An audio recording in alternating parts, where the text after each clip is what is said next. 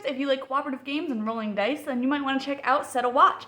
In this game, you'll take on the role of one of the various adventurers, which will give you access to different kinds of dice to roll, as well as different abilities that are specific to your character.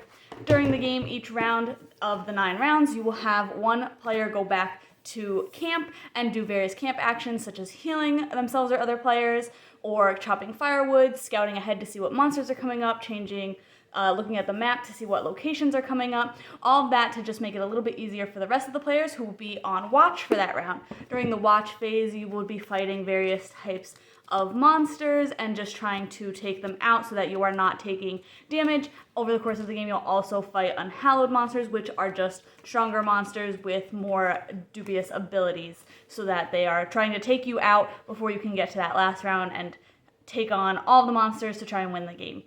The game can be a little bit swingy. There's a lot of randomness in the game because you have the shuffle of the cards. If you have a bad shuffle where there's just a lot of bad monsters one right after another, it can be really hard to defeat them all, meaning that if you're constantly taking damage, you're going to have a hard time winning the game. There's also the dice rolls, so if you have really low rolls consistently, which is just random, then you might also have a bad game because of that.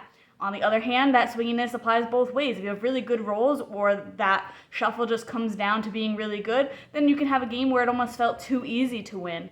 I do like the mitigation that is available in the game. There are things that even if you roll pretty low, you can make those dice higher or use them for abilities. So they are useful even if you roll a lot of ones. You can still help and be useful in that watch phase. Or you can go back to camp and use your dice for those things because sometimes it's a little bit easier to do the things at camp.